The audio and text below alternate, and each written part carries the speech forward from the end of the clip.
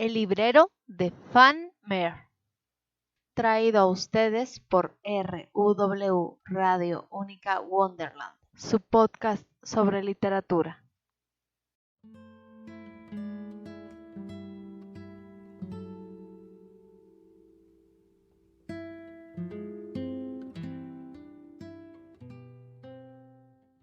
Siguiendo al conejo blanco. Charles Ludwig Dodson, nacido el 27 de enero de 1832, fue un diácono anglicano, lógico, matemático, fotógrafo y escritor británico. Sus obras más conocidas son Alicia en el País de las Maravillas y su continuación, A través del espejo y lo que Alicia encontró allí. Como escucharon, estamos hablando de Lewis Carroll. Fue el tercero de los hijos del matrimonio Dodson y fue el primer varón. Después seguirían 8 hijos más, lo que resultaba más insólito para la época. Todos ellos, 7 chicas y 4 chicos, sobrevivirían hasta la edad adulta. Cuando Charles tenía 11 años, su padre fue nombrado párroco de la localidad de Croft-on-Tees, en North Yorkshire, y toda la familia se trasladó a la espaciosa rectoría que sería la morada familiar durante los siguientes 25 años. Su madre murió de inflamación del cerebro a los 47 años de edad. Su temprana carrera académica osciló entre sus éxitos, que prometían una carrera explosiva, y su tendencia irresistible a la distracción. A causa de su pereza, perdió una importante beca, pero aún así su brillantez como matemático le hizo ganar en 1857 un puesto de profesor de matemáticas en Christ Church, que desempeñaría durante los 26 años siguientes. Escribió poesía y cuentos que envió a varias revistas y que le reportaron un éxito discreto. Entre 1854 y 1856, su obra apareció en las publicaciones de ámbito nacional, The Comic Times y The Train, así como en revistas de menor difusión, como la Whitby Gazette y el Oxford Critic. En 1856 publicó su primera obra con el seudónimo que le haría famoso, un predecible poemilla romántico, Solicitud, que apareció en The Train, firmado por Lewis Carroll. Henry Liddell llegó a Christchurch, trayendo con él a su joven esposa y a sus hijas, que tendrían un importante papel en la vida de Lewis. Este entabló una gran amistad con la madre y con los niños, especialmente con las 3 hijas, Lorina, Alice y Edith. Parece ser que convirtió en una especie de tradición para Lewis llevar a las niñas de picnic al río, en Godstow o en Newnham. Fue en una de estas excursiones, concretamente según sus diarios, el 4 de julio de 1862, cuando inventó el argumento de la historia que más tarde llegaría a ser su primer y más grande éxito comercial. Él y su amigo, el reverendo Robinson Duckworth, llevaron a las 3 hermanas a pasear en barca por el Támesis. Según los relatos del propio Lewis, el autor improvisó la narración, que entusiasmó a las niñas, especialmente a Alice. Después de la excursión, Alice le pidió que escribiese la historia. Él pasó una noche componiendo el manuscrito y se lo regaló en las Navidades siguientes. El manuscrito se titulaba Las aventuras subterráneas de Alice y estaba ilustrado con dibujos del propio autor. Se especula que la heroína de la obra está basada en Alice Liddell, pero Lewis negó que el personaje estuviera basado en una persona real. El éxito del libro llevó a su autor a escribir y publicar una segunda parte, Alicia a través del espejo.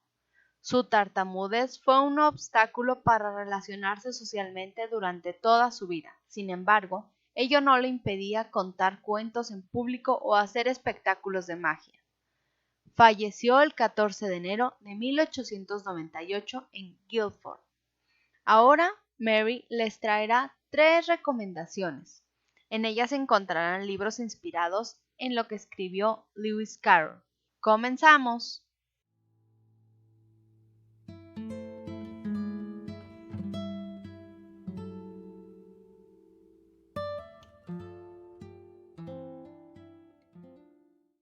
Hola, soy Mary. Aquí las recomendaciones. La primera de ellas es Alicia en Zombieland, de Jenna Schaulotter. Alice Bell creció con su padre alegando ver monstruos, cuando su familia entera es destruida. Alice se da cuenta de que estaba diciendo la verdad y busca venganza por sus muertes. Ella descubre que puede entrar en el reino de los espíritus y destruir a los zombies, pero necesita la ayuda del chico malo, Cole Holland, para ayudarla a tener éxito.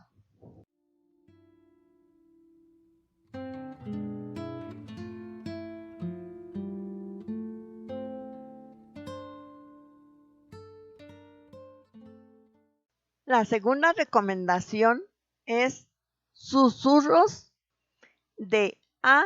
G. Howard. Alisa Garner oye los susurros de los insectos y a las flores. Teme acabar en el psiquiátrico como su madre. La locura recorre su familia desde su antepasada Alicia, la niña que inspiró El País de las Maravillas de Lewis Carroll. Pero, ¿y si los susurros de las flores no son alucinaciones?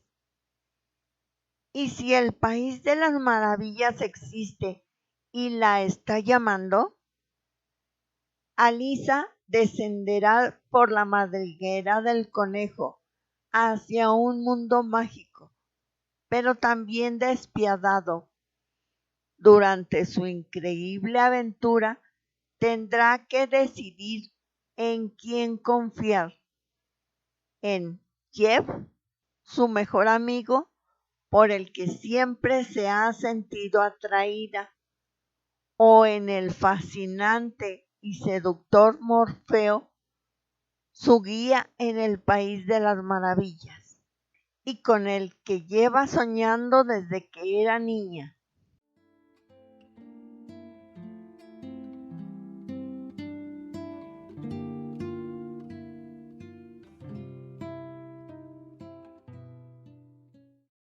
La tercera recomendación es Alicia en el País de las Maravillas, de Lewis Carroll.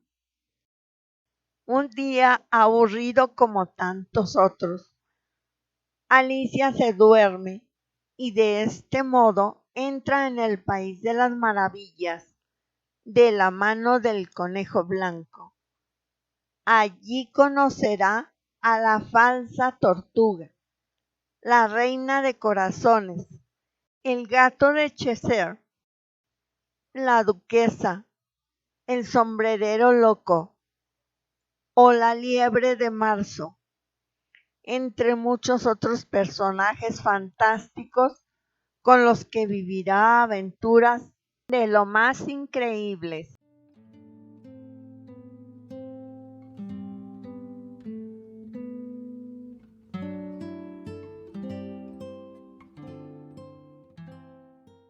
Comenzaremos la lectura del capítulo 8 de Arsène Lupin, Caballero Ladrón.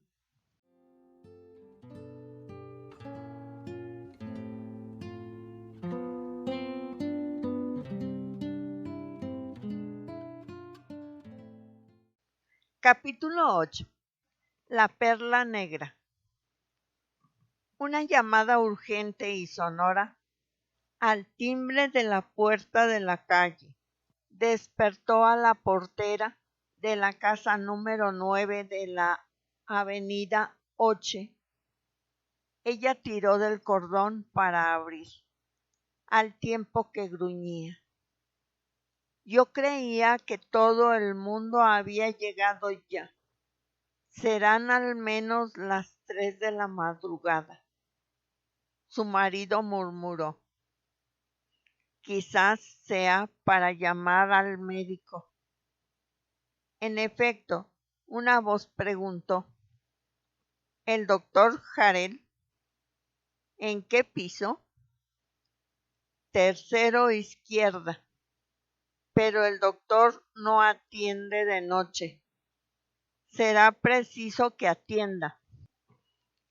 El caballero penetró en el vestíbulo, subió un piso, 2 pisos, y sin siquiera detenerse en el descansillo correspondiente al doctor Harrel, continuó hasta el 5º. Allí probó 2 llaves.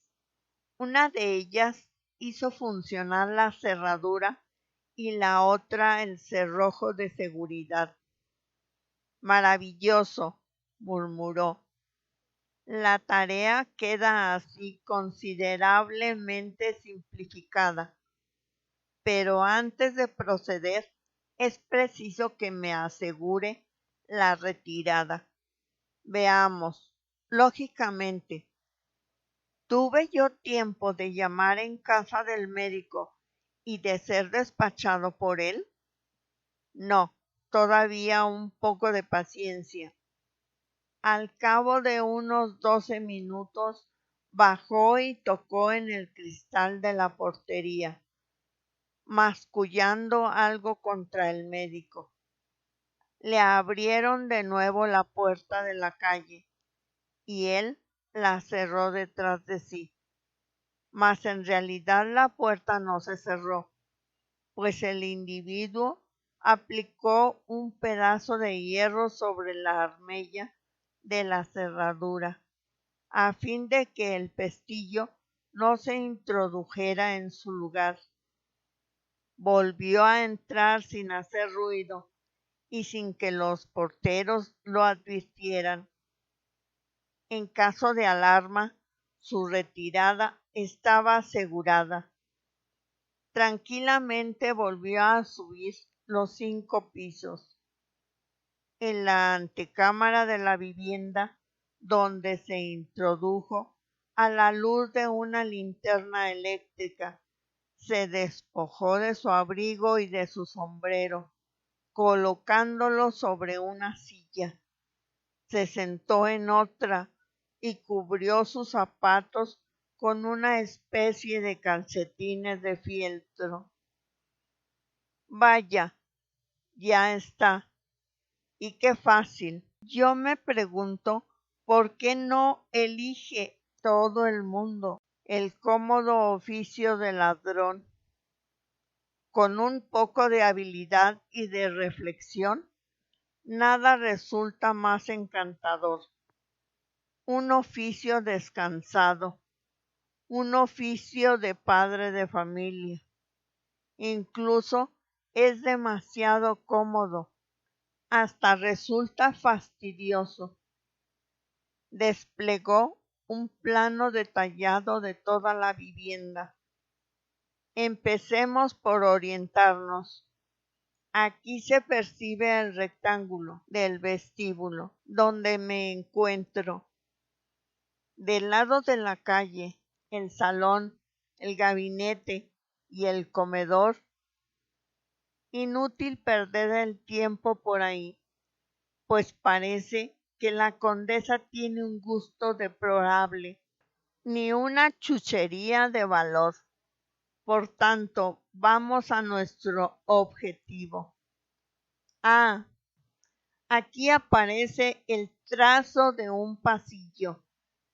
El pasillo que conduce a las habitaciones de dormir. A 3 metros debo encontrar la puerta del armario de los vestidos que comunica con el dormitorio de la condesa. Volvió a doblar el plano, apagó la linterna y echó a andar por el pasillo al propio tiempo que contaba. 1 metro, 2 metros, 3 metros. Aquí está la puerta. ¿Cómo se resuelve todo, Dios mío? Un simple cerrojo, un pequeño cerrojo me separa del dormitorio.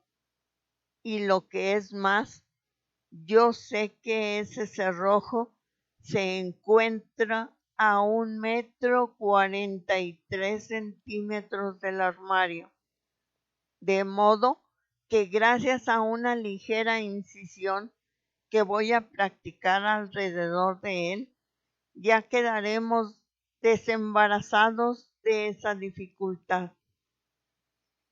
Sacó de su bolsillo los instrumentos necesarios, pero le detuvo una idea. ¿Y si por casualidad ese cerrojo no estuviera corrido? En todo caso, probemos, para lo que cuesta. Hizo girar el pomo de la cerradura. La puerta se abrió. Mi magnífico Lupin, decididamente la suerte te favorece. ¿Qué necesitas ahora? Conoces la topografía de los lugares donde vas a operar. Conoces el lugar donde la condesa esconde la perla negra. En consecuencia, para que la perla negra te pertenezca, lo primero y más importante es ser más silencioso que el propio silencio, más invisible que la noche. Arsène Lupin empleó una media hora larga para abrir la segunda puerta, una puerta de cristales que daba al dormitorio, pero lo hizo con tanta precaución que aun en el caso de que la condesa no estuviera dormida, ningún crujido extraño la hubiera inquietado. Conforme a las indicaciones de su plano, no tenía más que seguir el contorno de un canapé. Esto lo llevaba a una butaca y luego a una mesita situada cerca de la cama. Sobre la mesa había una cajita de papel de cartas y encerrada simplemente en esa caja estaba la perla negra. Se tendió sobre la alfombra y siguió los contornos del canapé, pero al llegar al extremo de aquel, se detuvo para contener los latidos de su corazón, aunque no le agitara ningún temor. Le resultaba imposible el vencer esa especie de angustia nerviosa que se experimenta en medio de un silencio excesivo, y se sorprendía de ello, puesto que, en suma, había vivido sin sentir emoción minutos mucho más solemnes. No le amenazaba ningún peligro. Entonces, ¿por qué su corazón latía como una campana alocada? ¿Era acaso que aquella mujer dormida le impresionaba? ¿Aquella vida tan próxima de la suya? Escuchó y le pareció discernir en el silencio el ritmo de una respiración, pero se sintió tranquilizado como por una presencia amiga. Buscó la butaca y luego, con pequeños movimientos insensibles, avanzó hacia la mesa, tanteando en la sombra con su brazo extendido. Su mano derecha tocó uno de los pies de la mesa. Por fin, ya no tenía más que levantarse, tomar la perla y marcharse. Felizmente, porque su corazón comenzaba de nuevo a saltar dentro de su pecho, como un animal aterrado, y con tal ruido que le parecía imposible que la condesa no se despertara. Con un impulso de voluntad prodigioso calmó su corazón, pero en el instante en que trataba de incorporarse, su mano derecha tropezó sobre la alfombra con un objeto que reconoció enseguida como un candelero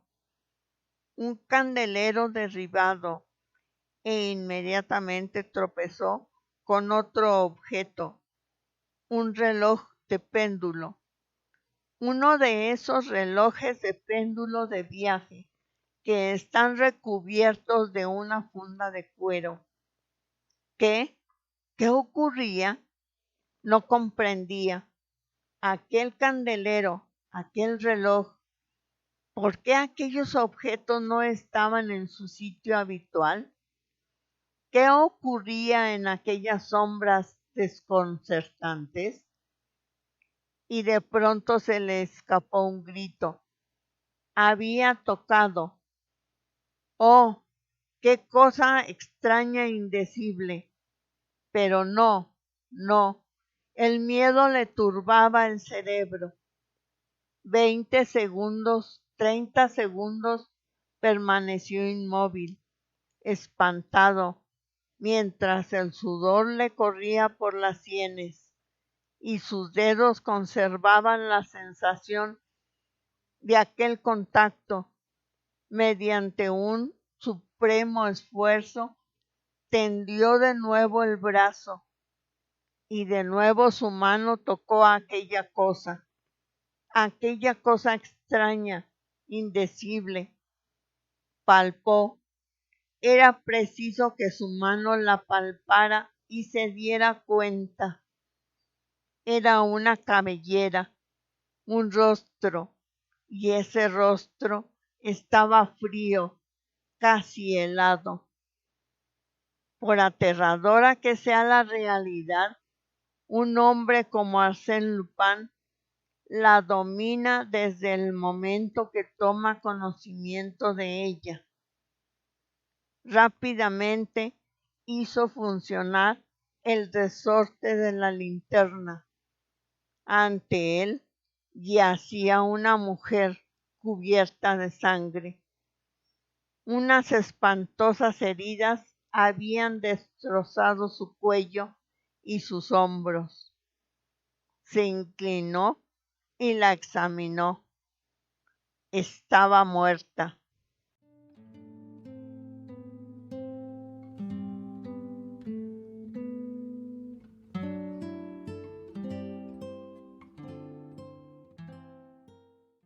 Interrumpimos nuestra lectura. Hasta la próxima. Los invitamos a suscribirse a nuestro canal.